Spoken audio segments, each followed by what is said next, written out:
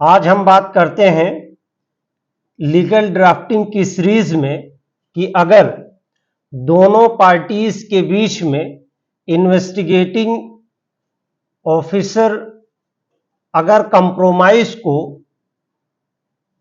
Take up नहीं कर रहा है या कंप्रोमाइज की एप्लीकेशन बिटवीन द पार्टीज हो गई है और उसको रिकॉर्ड पे लेकर के इन्वेस्टिगेशन नहीं कर रहा है, यानी अक्सर हम लोग ये जानते हैं कि जो विवेचना अधिकारी होता है वो मनमानी तौर पे विवेचना करता है। जिस डॉक्यूमेंट को वो चाहता है वो अपने इन्वेस्टिगेशन के प्रोसेस में यूज करता है और जिस डॉक्यूमेंट को चाहता है वो इन्वेस्टिगेशन के प्रोसेस में यूज नहीं करता है। यानी इन्वेस्टिगेटिंग ऑफिसर अपने मनमर्जी के मुताबिक जो एविडेंस चाहे वो चूज करे और जो एविडेंस चाहे वो एविडेंस रिजेक्ट कर दे।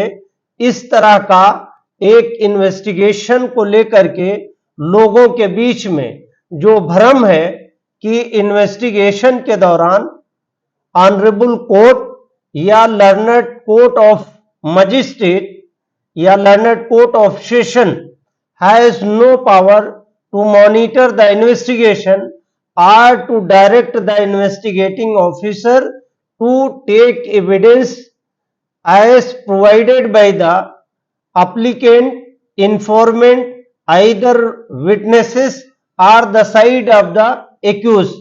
यानी एक्यूज के साइड से, अप्लीकेंट के साइड से या किसी अन्य प्रकार से जो भी एविडेंस इन्वेस्टिगेशन के बीच में आते हैं और इन्वेस्टिगेशन के पर्पस के लिए दिए जाते हैं, तो आईओ उसको अपने मनमर्जी से पिक एंड चूज नहीं कर सकता। यानी जिस एविडेंस को चाहे उस एविडेंस को वो विवेचना में शामिल करे और जिसको चाहे वो विवेचना में शामिल न करे। ऐसा अगर करता है तो उसका एक्ट वो कंटेम्पचुअस एक्ट है। उसको विनोद कैपिटल 2015 जो जजमेंट 17/5/2017 का ऑनरेबल इलाहाबाद हाई कोर्ट का है, वो रिपोर्टेड जजमेंट है कि आईओ को अगर व्हाट्सएप के जरिए से, ईमेल के जरिए से, स्पीड पोस्ट के जरिए से या अदर सोशल मीडिया के प्लेटफॉर्म के जरिए से अगर कोई भी एविडेंस दिया गया है तो वो इन्वेस्टिगेशन में लिखने के लिए बाउंड है। और अगर कोई ऐसा पेपर दिया गया है जिसको आईओ समझ ना पा रहा हो तो वो भेजने वाले यानी सिंडर्स के उस पे अपना बयान ले सकता है, उस पे क्लेरिफिकेशन ले सकता है। यानी किसी भी एविडेंस को सिरे से इन्वेस्टिगेशन के प्रोसेस से एक्सक्लूड करने का पावर आईओ के पास नहीं है। उसको इन्वेस्टिगेशन के प्रोसेस में एविडेंस को वीक करने का या एविडेंस को लीड नहीं करेंगे, लेकिन सिरे से उस एविडेंस को अपने विवेचना से एक्सक्लूड कर दें या दिए हुए पेपर को डस्टबिन में डाल दें। अब ऐसी प्रक्रियाएं ऑनरेबल कोर्ट में आ गई हैं कि सोशल मीडिया के जरिए से, व्हाट्सएप के जरिए से, ईमेल के जरिए से और भी जो अदर वेज हैं, अगर इंफॉर्मेशन या विटनेस ने कोई भी एप्लीकेशन या एविडेंस दिया है तो उसको विवेचना में कंसीडर करना पड़ेगा। Dharampal versus state of Haryana में ऑनरेबल अपेक्स कोर्ट ने बहुत डिटेल इसका कंसीडरेशन किया है और state of West Bengal versus democratic fundamental rights में भी ऑनरेबल कोर्ट ने बहुत डिटेल वर्डिक्ट इस पे दिया है। अगर इन्वेस्टिगेटिंग ऑफिसर इन्वेस्टिगेशन को सही ना कर रहा हो या फिल्थी इन्वेस्टिगेशन कर रहा हो या मनमानी कर रहा हो तो उसका सुपरविजन करने के लिए ऑनरेबल हाई कोर्ट में रिट पिटीशन भी फाइल हो सकती है। हालांकि एक सिकीरी वसु versus state of Uttar Pradesh का ऑनरेबल सुप्रीम कोर्ट का जजमेंट है जो 2004 और 2008 में रिपोर्टेड है एससीसी वगैरह में, जिसमें यह कहा गया है कि अगर इन्वेस्टिगेशन फेयर नहीं हो रहा है तो पैराग्राफ 16 से लेके पैराग्राफ 25 तक ऑनरेबल अपेक्स कोर्ट ने कहा कि 156(3) की एप्लीकेशन फाइल करते हुए with the request to monitor the investigation by the magistrate. IPC चूंकि सीआरपीसी में इस तरह का कहीं पे भी पावर नहीं दिया है कि जो मजिस्ट्रेट होगा या जो कोर्ट होगी, यानी सेक्शन 6 सीआरपीसी में जो कोर्ट की डेफिनेशन में दिया है उसमें कहीं पे ये नहीं दिया है कि ऑनरेबल जो ट्रायल कोर्ट है या मजिस्ट्रेट की कोर्ट है वो इन्वेस्टिगेशन को मॉनिटर करेंगी।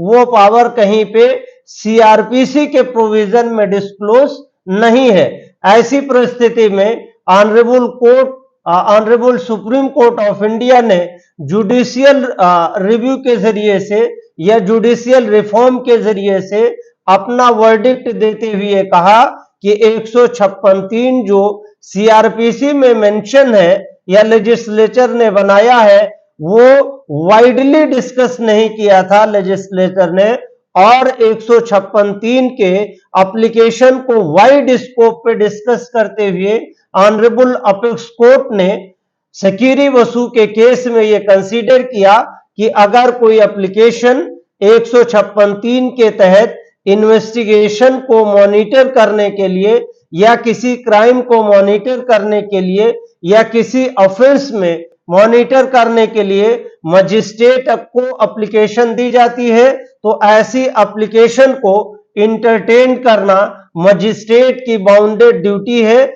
ऐसा वर्डिक्ट सकीरी वसू में ऑनरेबल अपेक्स कोर्ट ने दिया है।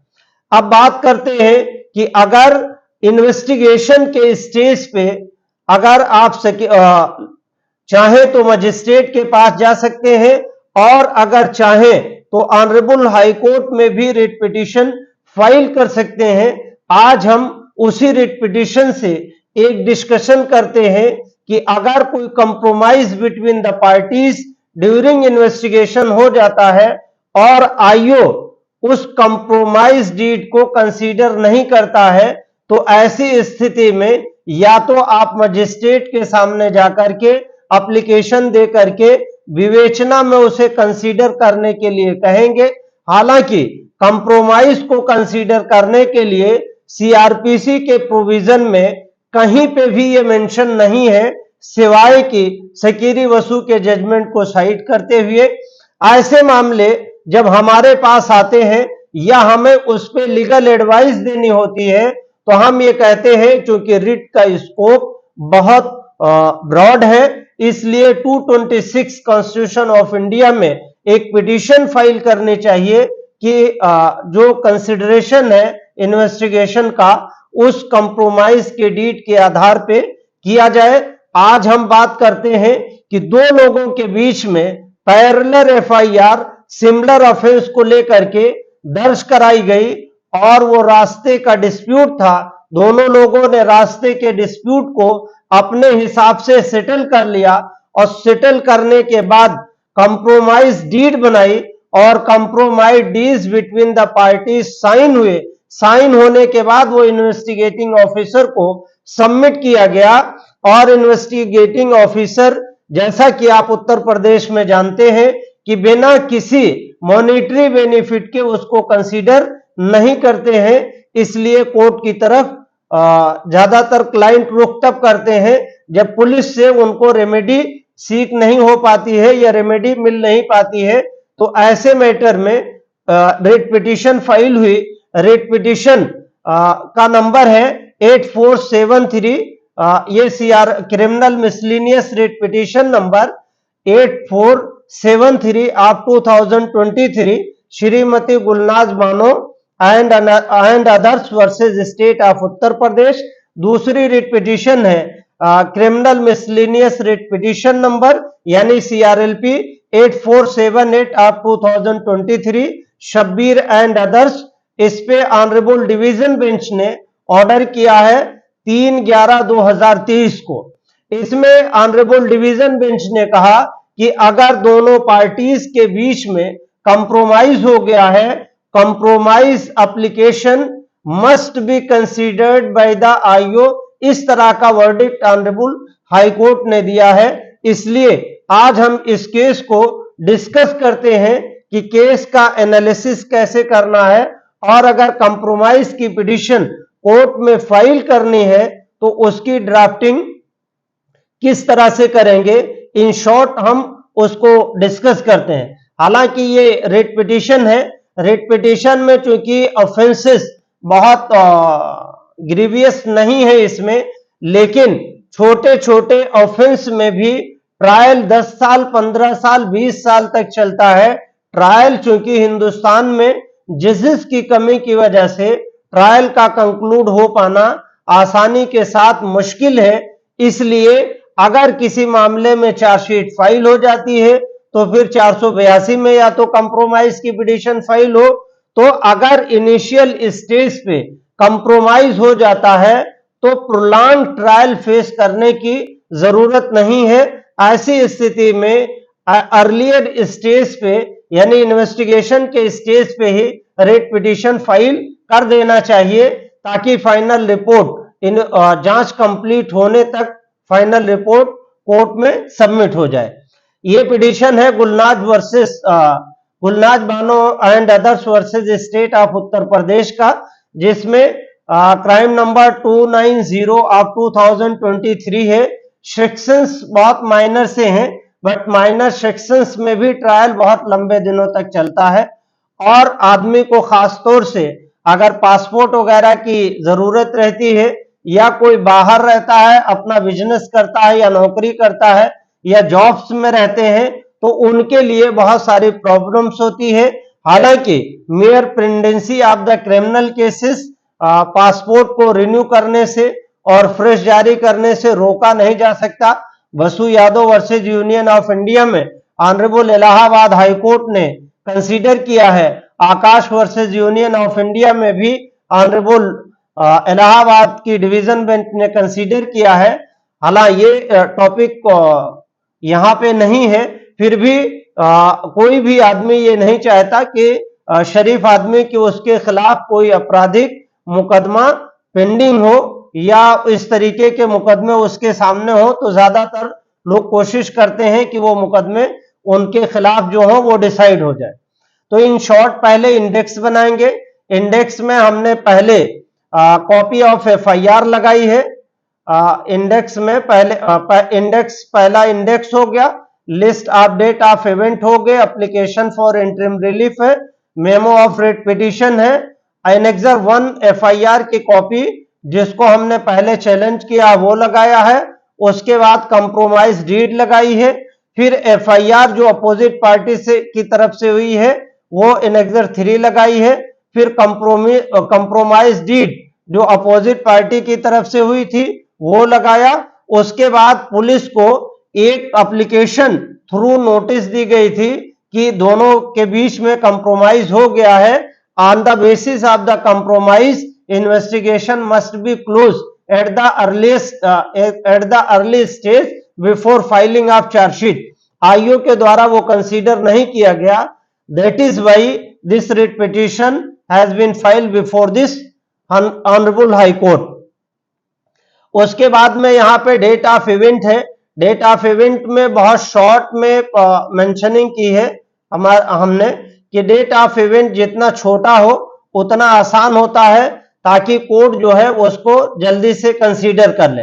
हालांकि डेट ऑफ इवेंट में हमने पहले कॉलम में एफआईआर का जिस्ट और डिटेल लिखा, दूसरे में डिस्प्यूट रास्ते का था उसको मेंशन किया, तीसरे में लोकल पुलिस ने कंप्रोमाइज डीड को एक्सेप्ट नहीं किया, और जो पनिशमेंट थे वो बहुत मेजर नहीं है, और इसीलिए कोर्ट से रिक्वेस्ट है कि कोर्ट में इस मैटर में इंटरवेन करे और on the basis of the compromise petition को डिसाइड करे। यहाँ पे एप्लीकेशन फॉर इंटरिम रिलीफ है, अगर कोर्ट पिटीशन को पेंडिंग करती है तो अगर पेंडेंसी की तरफ पिटीशन बढ़ती है तो उसी डेट पे इंटरिम रिलीफ के डिस्पोजल की बात करते हैं कि during pendency of the case arresting पे भी ऑनरेबल कोर्ट जो है विचार करे कि अरेस्ट ना हो, ये memo of the writ petition की शुरुआत है। फर्स्ट अब ये memo of the writ petition में, क्योंकि स्टेट एक मैंडेटरी पार्टी है, सुप्रिंटेंडेंट क्योंकि कंप्रोमाइज का एक्सेप्टेंस नहीं था, और स्टेशन हाउस अफसर और आईओ को दोनों को एक साथ बना दिए हैं। उसके बाद में जिसने एफआईआर लिखाई है उसको अपोजिट पार्टी बनाना मैंडेट करता है। उसके बाद यहाँ पे writ petition under article 226 constitution of India है। पहला पैराग्राफ ऑनरेबल कोर्ट को कॉमन लैंग्वेज से वो किया है, और दूसरे पैराग्राफ में एमपी एमएलए का पैराग्राफ लिखा है। तीसरे में किस वजह से ये पिटीशन फाइल की गई थे उसका एस्पेक्ट और प्रोस्पेक्ट यहाँ पे जिक्र किया है। चौथे पैराग्राफ में दोनों लोगों के बीच में डिस्प्यूट किया था, मारपीट का डिस्कशन हुआ।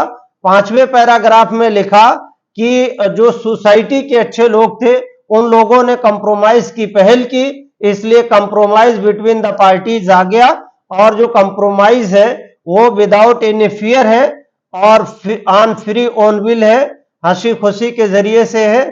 और इसी वजह से दोनों लोगों के बीच में कंप्रोमाइज हुआ। On the basis of the compromise police must be close the case. तो ये पूरा पैराग्राफ 7 में पूरा डिटेल लिखा है। उसके बाद पैराग्राफ 8 में है दोनों लोगों के बीच में अब कोई गिरवांश नहीं बचा है, तो अल्टीमेटली इस चीज को भी यहाँ पे कंसीडर की है।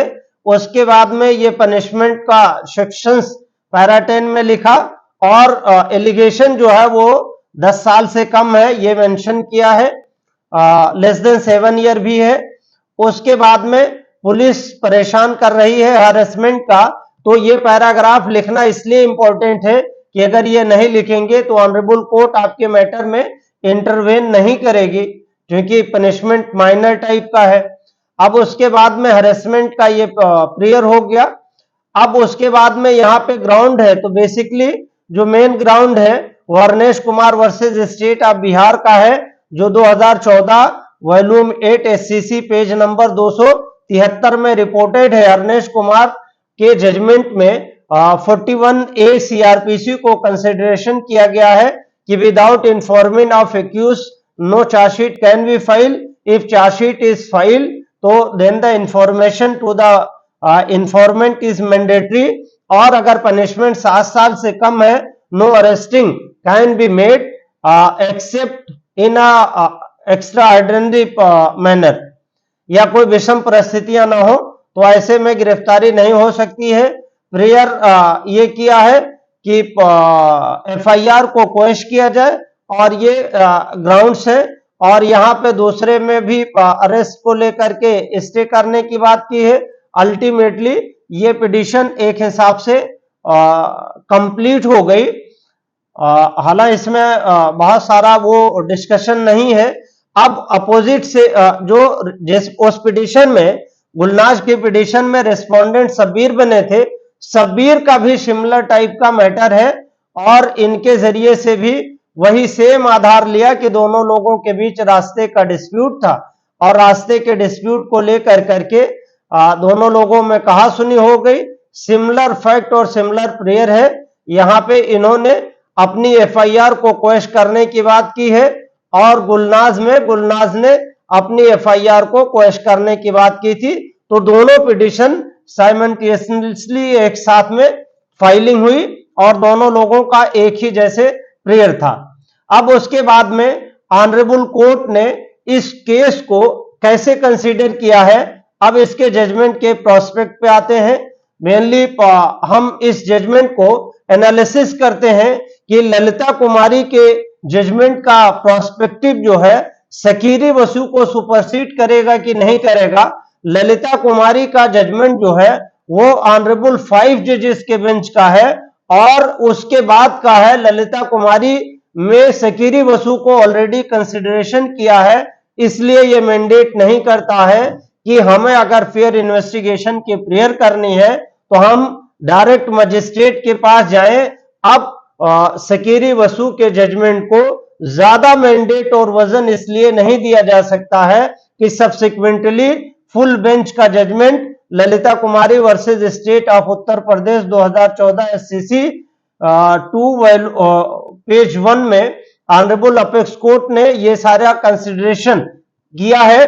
तो इसलिए अगर कोई भी कंसिडरेशन इन्वेस्टिगेटिंग ऑफिसर की तरफ से कंप्रोमाइज के मैटर में नहीं किया जाता है या किसी और चीज को उस पर डिमांड किया जाता है या कोई डॉक्यूमेंट्स या एविडेंस कोर्ट में दिया जाता है आईओ को और उसको वो पिक एंड चूज करता है कि कौन सा इन्वेस्टिगेशन में मेंशन करेगा, कौन सा मेंशन नहीं करेगा, इस तरीके से अगर वो करता है तो Vinod capital versus state of Uttar Pradesh के जजमेंट का 17/5/2017 का वायलेशन है।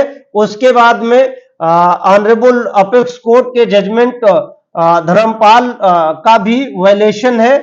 इसी तरीके से तमाम ऐसे वर्डिक्ट हैं जिसमें यह कहा गया है कि आईओ जो है अब ऑप्शन नहीं है वो उसके पास, सिवाय ये कि ईच एंड एवरीथिंग अगर एक्यूज के साइड से या इंफॉर्मेंट के साइड से दिया जाता है तो उसको विवेचना में मेंशन करना अनिवार्य है।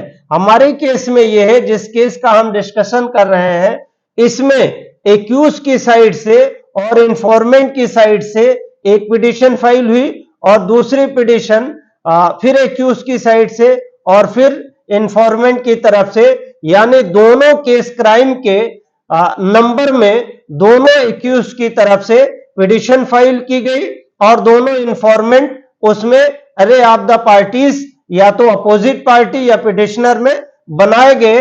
और इसके पीछे वजह यह थी कि आईओ कंप्रोमाइज एप्लीकेशन को और कंप्रोमाइज डीड जो 100 रुपीस पे बनी थी उसको कंसीडर नहीं कर रहा था।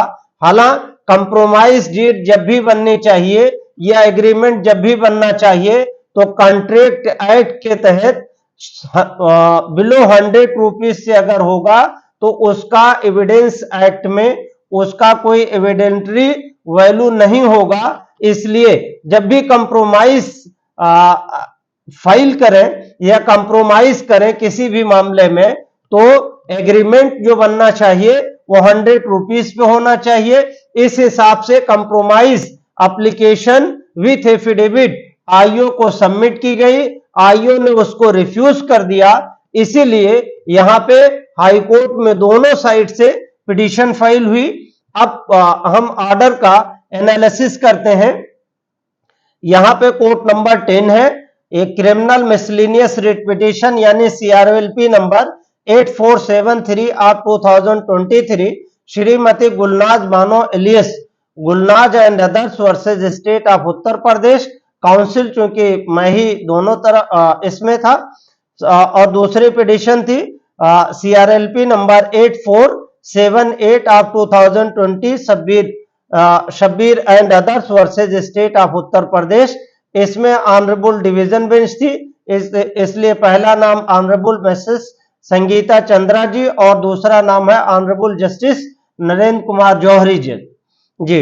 हर learned counsel for the petitioner learned AGA for the state respondent number 1 2 3 and peruse the impugned FIR as well as material brought on record।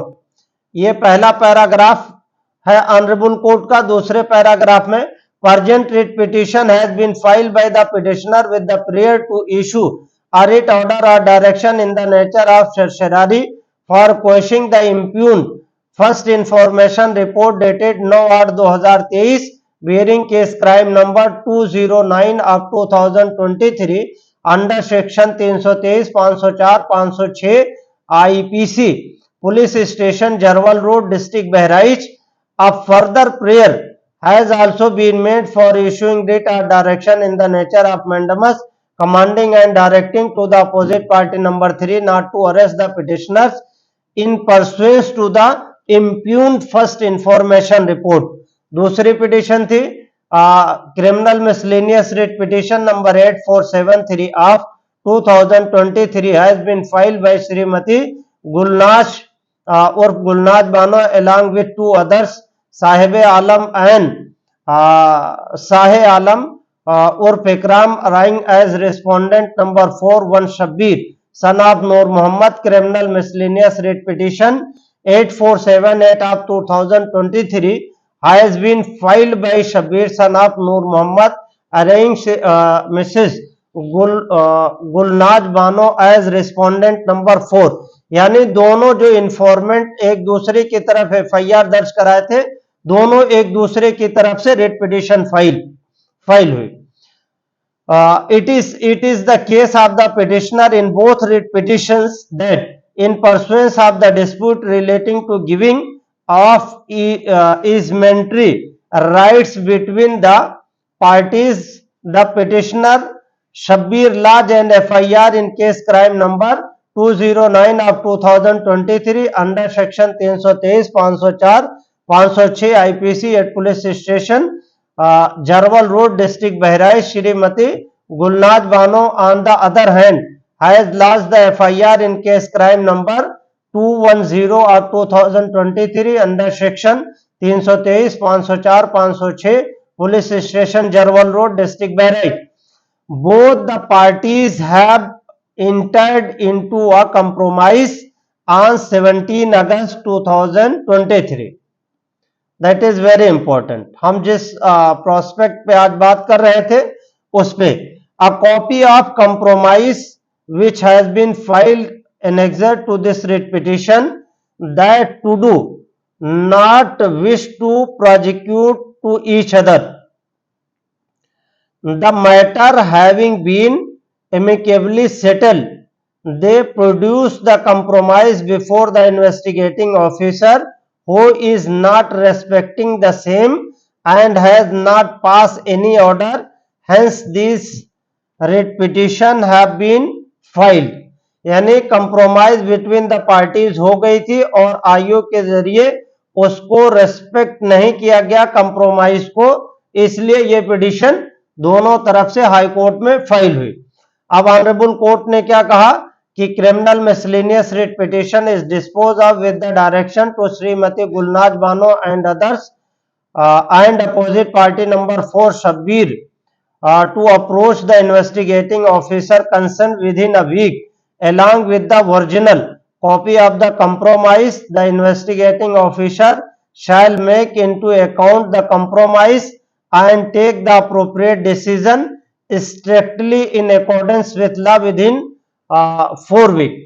For the period of 4 weeks, the petitioner shall not be arrested in pursuance of the impugned first information report dated 9/8/2023 bearing case crime number 209 of 2023 under section 323, 504, 506 IPC police station Bahraich Lucknow district Bahraich.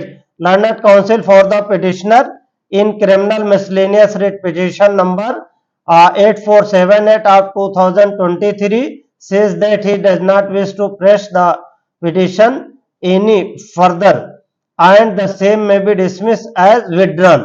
Accordingly, the writ petition is dismissed and withdrawn. क्योंकि एक petition में honourable court ने already दोनों चीजों को consider करते हुए order कर दिया था, इसलिए सब्सिक्वेंटली रिट पिटिशन विड्रॉ कर ली गई थे।